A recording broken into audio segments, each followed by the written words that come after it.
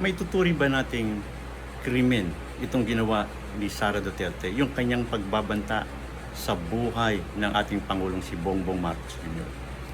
Sa aking pananaw, yes, may tuturing itong krimen. Bakit kamo? Maliwanag na mayroong intent. Ano ba itong intent? Ang ibig sabihin ng intent, ito yung kanyang determinations to execute the plan to assassinate the president. Kung titingnan natin yung video niya, maliwanag po, mismo nang galing sa kanya, na hindi ito biro. Meron na siyang kinausap na tao, meron na siyang kinontrata na taong gagawa nito to assassinate the president of the Philippines. So maliwanag. At isa pa, hindi lang yan, kung titingnan natin yung konteksto ng pangyayari, kahit noon pa lamang, makikita natin na galit na si Sara sa mga Marcoses, lalo na kay Bongbong Marcos. Kaya nga sa isang press conference, anong sabi ni Sara?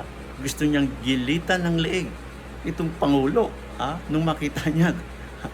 Kaya nandoon yung plano, nandoon yung determinasyon. So, itong pagbabanta, hindi na kailangan pa yung kondisyon ay maganap. There's no need. It is already consummated. The mere fact na sinabi niya itong mga pagbabanta sa buhay ng Pangulo ay may tuturing na natin. It constitutes a high crime and therefore it is impeachable.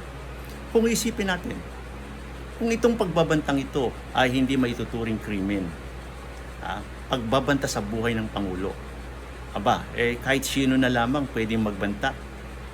Sapagkat itong ating Pangulo, pinakamataas na opisyal na, pinagbabantaan yung buhay, tapos hindi krimen.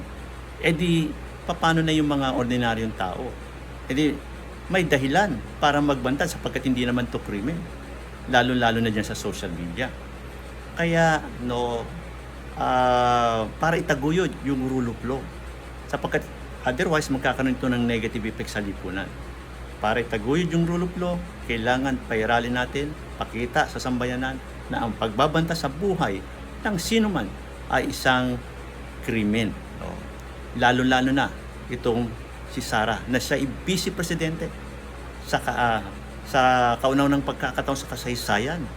Imagine, vice presidente, pinagbantaan ang buhay ng presidente. May motive ba? Yes. Bakit? Sino makikinabang kung ang presidente ay pinatay? Siyempre, yung successor, yung vice presidente. So may motive, may motive. Kaya, yung motive dito, makikita natin yung galit niya at yung posisyon. Kaya, pairalin natin sana yung rule of law, ma-impeach siya, at nang sa ganon, makasuhan siya ng criminal, para dito sa ginawa niyang pagbabanta. Maraming salamat.